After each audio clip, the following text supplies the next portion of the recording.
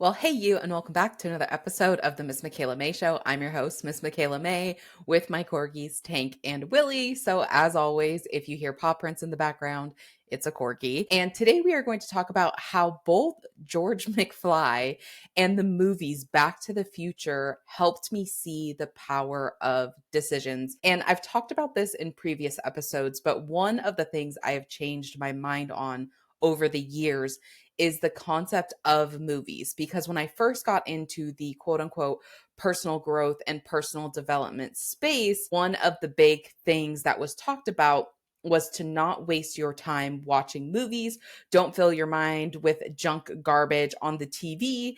And while I think that can be useful in some scenarios, if someone is binge watching Netflix and using that as an escape mechanism, then yes, that needs to be addressed. That needs to be confronted as to why the person is avoiding something in their life through escaping, through binging Netflix. That is a completely different premises than using movies and watching movies as a way for one, fun, because the whole point of this personal development self growth thing in the first place was to learn how to enjoy life and have fun again. So, if movies is something you enjoy and something you find to be a fun experience, go watch movies. But the other thing, just even below that, is we actually can use movies as a personal development tool. And it has been one of the most powerful personal development tools for me because the conscious mind speaks in words, but our subconscious mind speaks in feelings and images. And what do movies do? They provoke feelings and they show us images. And so the movies that we love, the characters we love, actually can relay a very important message that our subconscious has for us or that our subconscious is trying to get us to learn. And the importance in the subconscious mind versus the conscious mind is only 10% of our conscious mind rules our everyday life. Everything else is subconscious. And the way that you can know this to be true without even looking up any kind of data point, which part of your mind keeps your heart beating? Which part of your mind keeps your lungs pumping? You don't have to think lungs breathe, lungs breathe, lungs breathe in order to get your lungs to breathe. You do not have to think heart pump, heart pump, heart pump in order to get your heart to pump.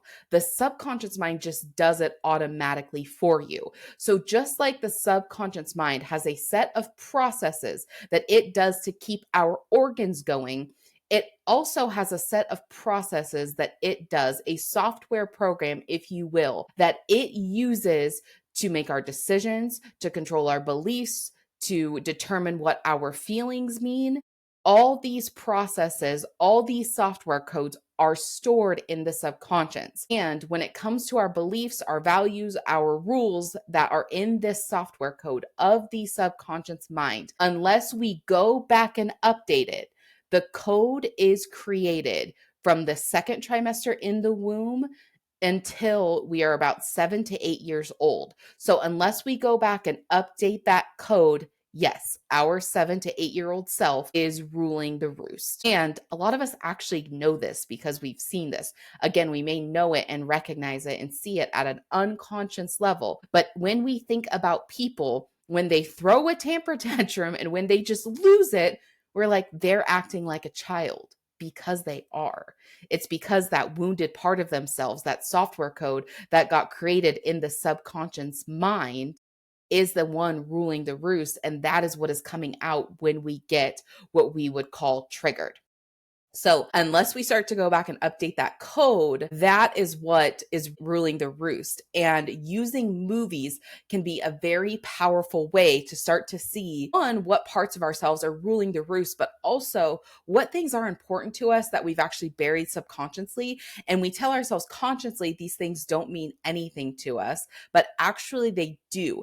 And this is why and how, even if you're kind of on the fence, like, okay, I do enjoy movies and like, and you've been on this personal development journey for a while and you're still kind of hesitant. Well, I was told by these 7 books to not watch movies. So, Michaela, I'm still not fully convinced that movies is the best use of my time if I really want to take this personal development and personal growth seriously. Okay, fair enough. I was the same way until I was paying to go to all these conferences, to do all these one-on-one sessions, and it was in the movies, because I don't know about you, but I am very much of I have to see it to believe it kind of a person, and it was the movies that allowed me to start to see these things. And so if you're still on the fence of whether watching a movie even once a day is good for you, I'm going to ask you to watch a movie and ponder these things. One, I want you to start to see how you relate to your favorite character and what traits this character has that your subconscious mind is trying to get you to embody again.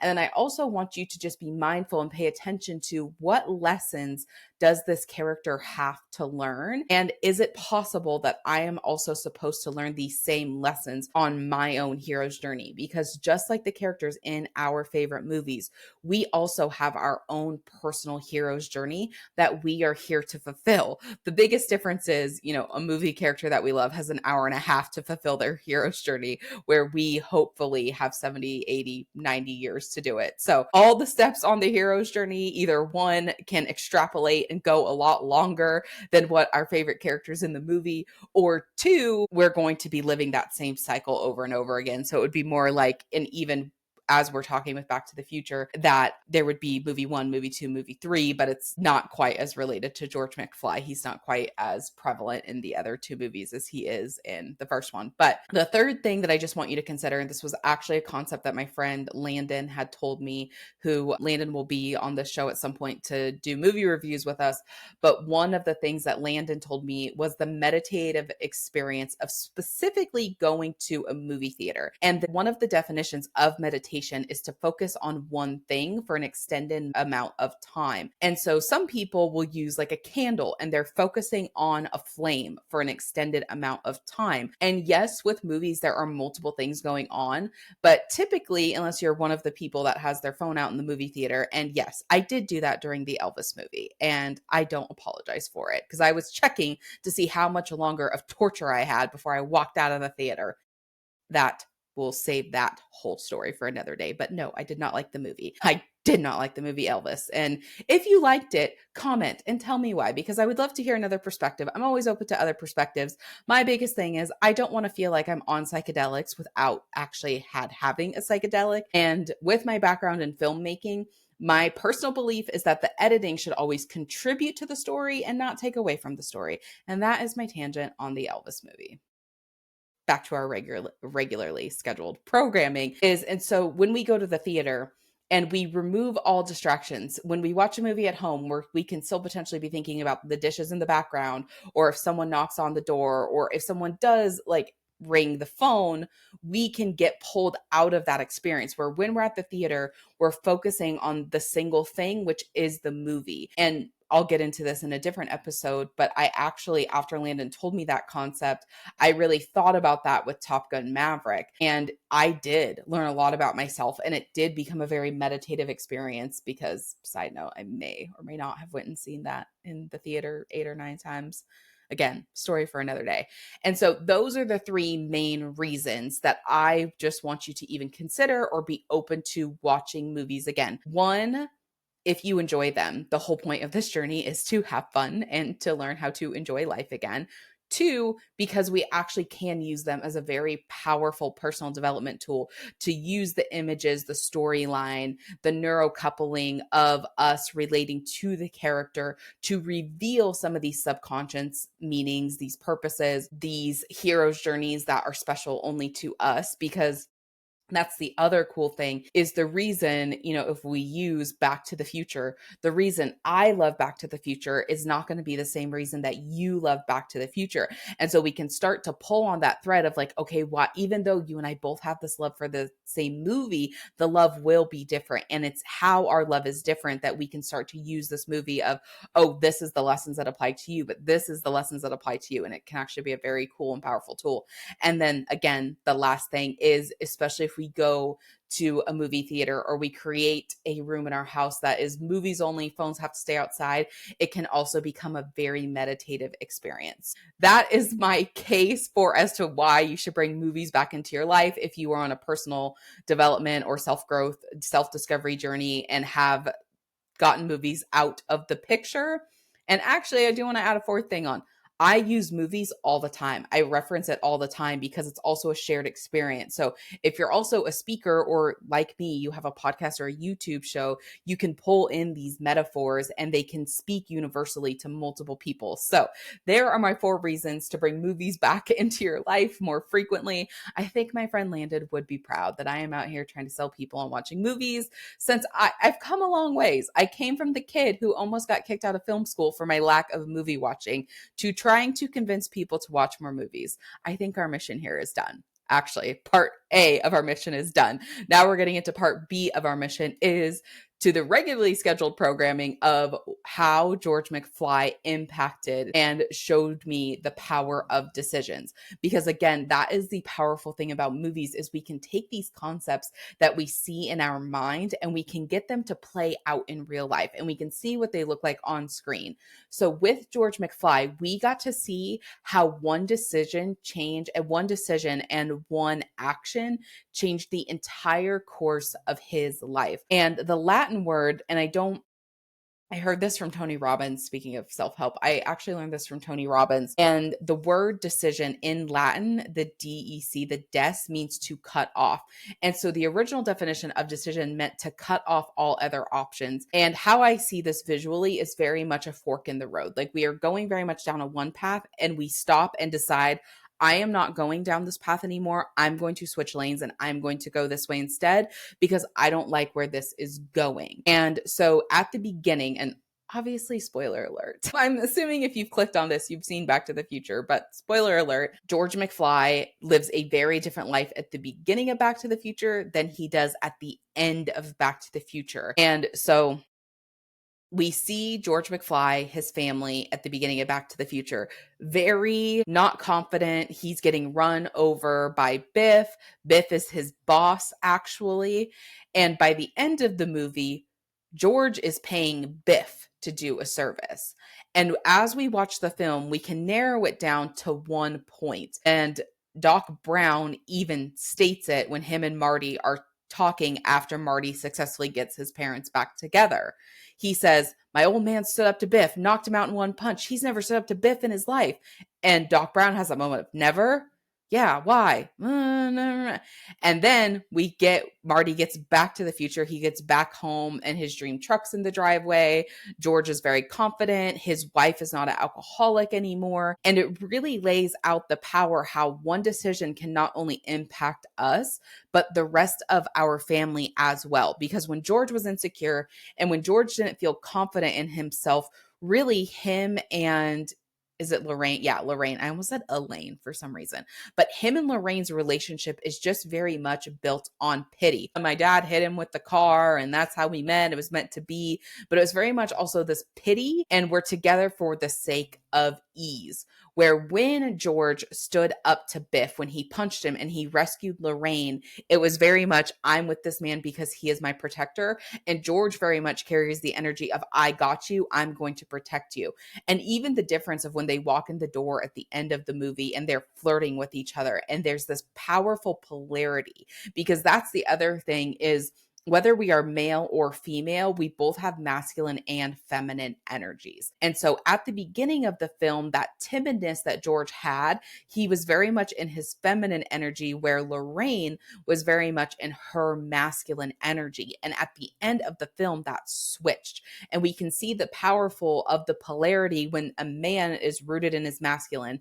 Again, it doesn't mean he doesn't have some feminine traits. And when a woman is really fully rooted in her feminine, again, it doesn't mean she doesn't have masculine traits, but that balance is there. And in a male and female relationship, the balance would be the man is carrying about 70% of the masculine energy. The woman is carrying about 70% of the feminine energy. And then the 30% is so you don't want to be a man who's fully disconnected from your emotions. And emotion is a very feminine trait. And you also don't want to be a woman who's just very airy fairy and can't do anything or produce anything. It would be more of a creative energy, but even for women, there is a structure that can actually be supportive in her embodying her feminine energy. And so you do want to have that balance where 30% is with one, 30% is with the other. But ultimately, the man should be carrying more of the masculine energy. The woman should be carrying more of the feminine energy. Of course, depending on what season people are in life, it will go back and forth. But we see that and how powerful the difference is between the beginning and the ending of Back to the Future, and how much better their kids are doing because of it. Even, and again, there's no right or wrong, but the oldest son goes from working at a fast food place to having a suit and going into the office.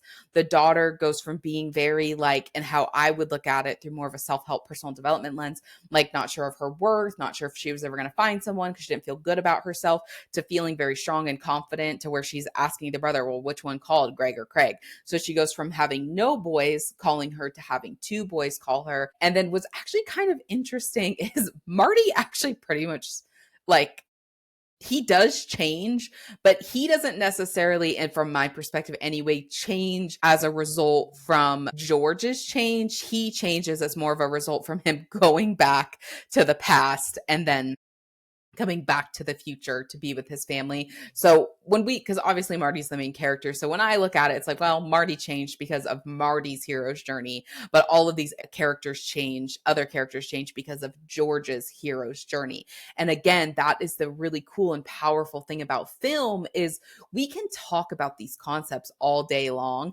but to actually watch them play out on screen to me was just so powerful.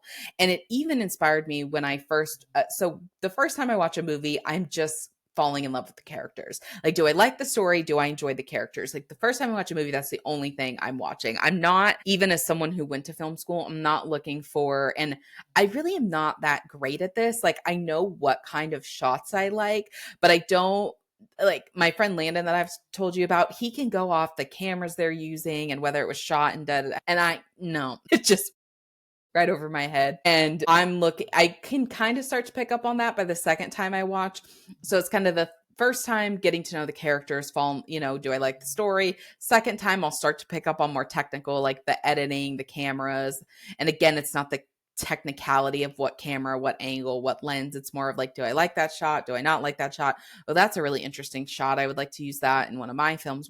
And then by the third or fourth watch, now I'm starting to pick up on the lessons and what am I learning and what's the overarching message of this film. And so as I got to that third or fourth watch on Back to the Future, and I'm not even going to tell you what number of watch I am on now, because one, it's probably embarrassing. Two, I actually don't know because I've watched it so many times now.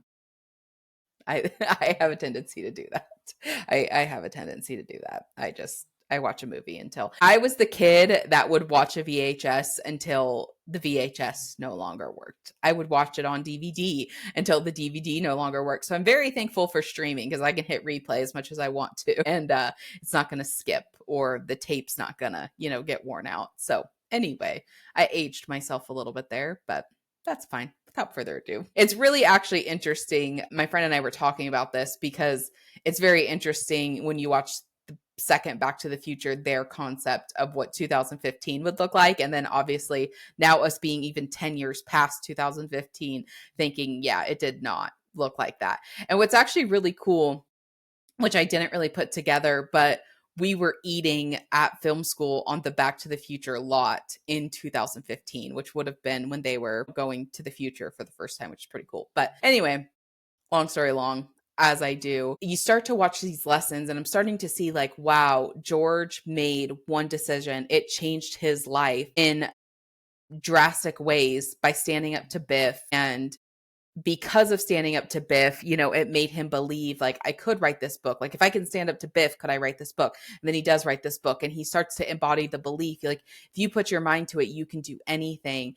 And really we can have the belief, but when we put the belief in action, that's really when it solidifies and gets ingrained into our nervous system. And when it's in our nervous system, that's when it's what people call embodiment. That's when it's truly embodied. So we have to do both. We have to believe the thing, but then we also have to take action on it in order to embody it. And that's what's really cool is George is like starting to think about these things in a different way because he's got Marty in his ear, right? Where in the original, he wouldn't have had Marty in his ear because I don't have to explain that, right? And so now he's kind of got Marty in his ear. He's starting to think about these things, but then he gets to a point where he has to protect this woman and he has to start to like, if I can put my mind to it, I could do anything. And then he does. And what's even really cool about how they filmed it is you can see George like thinking about this and you can kind of see him winding up. And then he just winds up, takes Biff out in one punch. And now all of a sudden he's embodied it. And then of course he's got this like pretty lady on his side. But the cool thing is, George actually hasn't fully solidified this new identity, if you will, at that moment. Because even when we go to the dance floor, he's still like, oh, what do I do? What do I do? And then he dances with her, they kiss. And then again, for the sake of the film and the sake of time, he's now embodied this new belief. That movie has just been so powerful to me because we can visually see, because that is the power of film, how one decision can truly shape and redetermine our destiny. So the question that I'm going to leave with not only you, but with myself today is, what is one decision you need to make to reshape your destiny, to get you on the path that you need to get onto, or that you even want to get onto? And the other thing, if you're still a little like, this sounds nice, but Michaela, it is a movie. So yeah, I don't blame you. Do what I did. After I started going back and seeing these concepts, I went back to my life to see like, how did one decision totally reshape my life? And it is happening. We just don't always see it until we go back and we choose to see it. And this is another movie example, but I think it's a really powerful example. In The Lion King, Scar always was the one to put his claws into Mufasa and push him off the thing. Simba's perception, he couldn't see Scar from where he was at. And so then again, it was at the end of The Lion King that when Scar reveals, like, I killed Mufasa, Simba gets this like flashback and realizes it was Scar. And so what actually happened was always the same. It was the perspective that Simba saw it through that changed. And that's very much applicable to our own lives. So you have made decisions that have shaped the course of your future. You just haven't pinpointed that, like, I made that decision and that changed X, Y, and Z into my life. So even for me, I was going to go be a veterinarian. I made a very clear decision. I'm not going to be a veterinarian. I went and job shadowed a vet, decided this is not the hi-ho. What is the, oh no, it's in the Pirates, like the Pirate's Life for me. That I was gonna say, wait, I'm not on to the right tune. But it's a Pirate's Life for me. And I was like, it is not a veterinarian's life for me. I'm gonna go that away. And which is very interesting because I became a hippie. So I still help heal animals, just not in that way.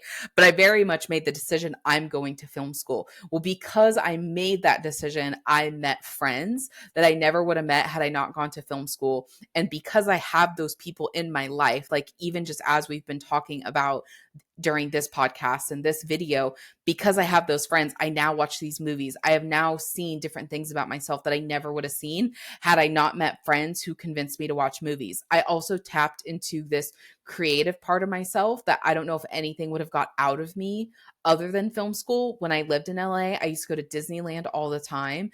And when you go to Disneyland on a vacation, you're very much there and you're like, I got to get this done. I got to get this done. I got to get, that's how I am anyway. I got to get all these things done.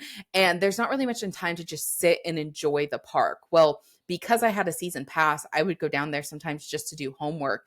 And I got to really just like sit in and really feel the magic of like what Walt created. Like, how can I see Disneyland through Walt's eyes? As somebody who would have lived there and could have just went and, got food at the Holly Jolly Cafe and just chilled and immersed yourself in the magic of something like Disneyland. And so all of those things changed who I was. And it all draws back to one decision. And that was because I decided to go to film school in LA. And so if you're not fully on the like, okay, what decision do I have to make today?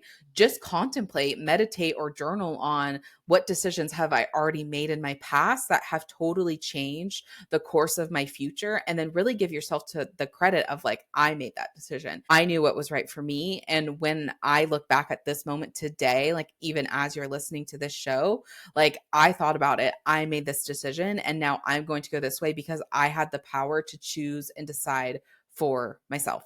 So that is a wrap on episode 12 of the Miss Michaela Mae Show. Again, I'm your host, Miss Michaela Mae. If you enjoyed this episode, if you found value out of this episode, I would just be so thankful if you would rate and subscribe and review the show. Subscribing to the show and reviewing the show is just a way to help get this show in the eyes of more people. It's one of the ways I appreciate you most, of saying thank you to me for delivering these messages. And also, I'm just so grateful for you for not only for showing up, but doing things like supporting the show, subscribing to the show, and reviewing the show. And so until next time, I'm your host, Miss Michaela Mae, and myself, Tank, and Willie will talk to you later.